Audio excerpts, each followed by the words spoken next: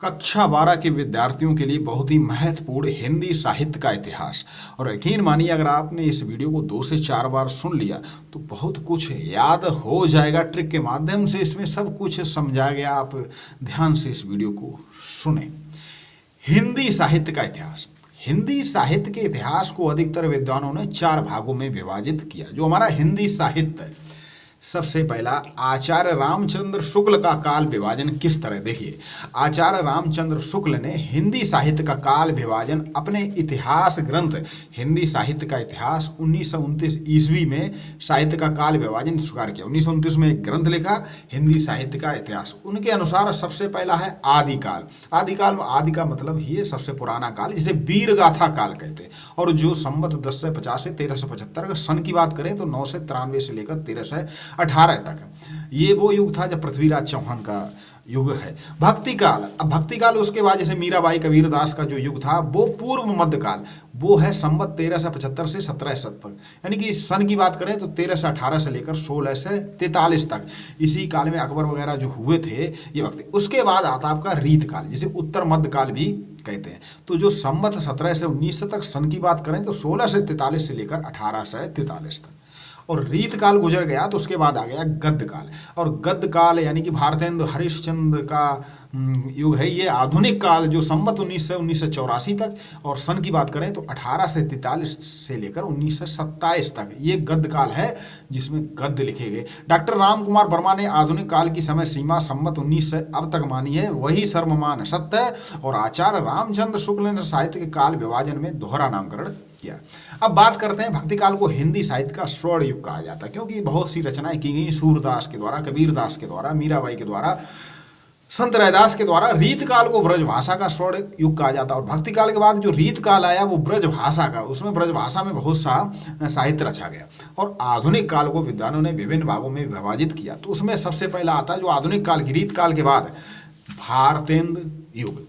ये हमारा जो है पुनर्जागरण काल भी है। इसमें लोग जागे, यानी कि सन 1850 से 1900 यानी कि 1857 की जो क्रांति हुई थी और 1900 तक, ये भारतेंदु युग है। भारतेंदु युग का नामकरण भारतेंदु हरिश्चंद्र के नाम पर भी किया गया। द्विवेदी युग जागरण सुधार काल है, यानी कि जो जागरण था उसमें भी सुधार किया सन 1900 से 1920 तक।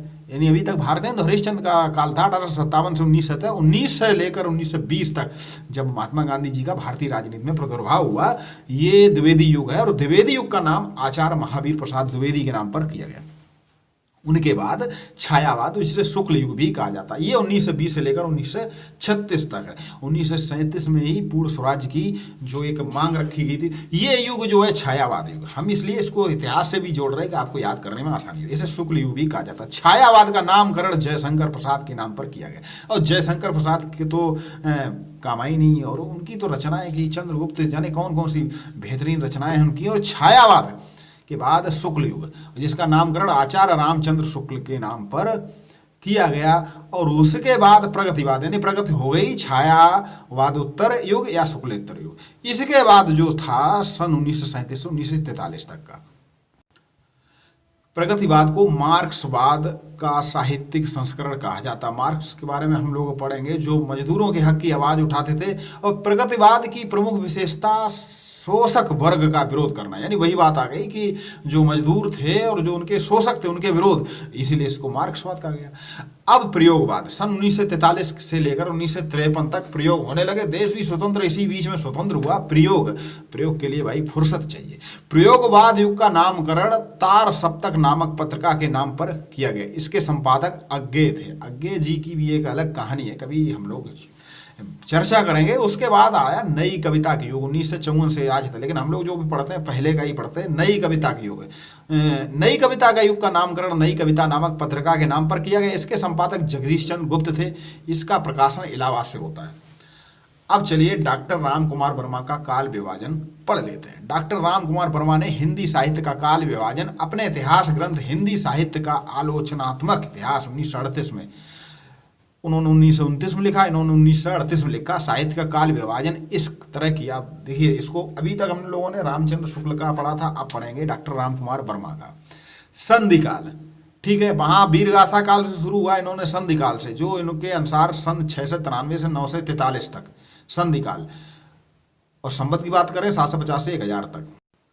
और चारण काल संवत 1000 से 1375 तक, 943 से 1318 तक।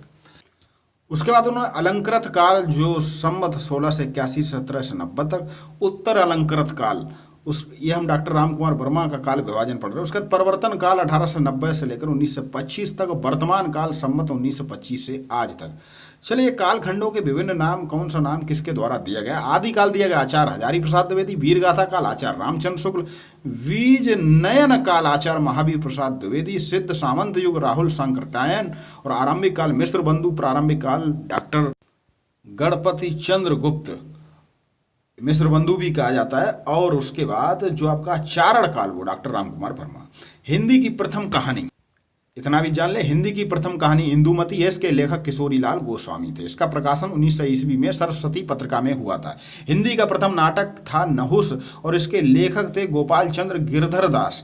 और मुंशी प्रेमचंद के बचपन का नाम था, मूल नाम था धनपत राय, और ये उर्दू में नवाब राय के उपनाम से लिखते थे। कहीं कहीं धनपत राय अलग प्रयोग किया गया, मुंशी प्रेमचंद अलग किया। इनके पिता का नाम अजायब राय था।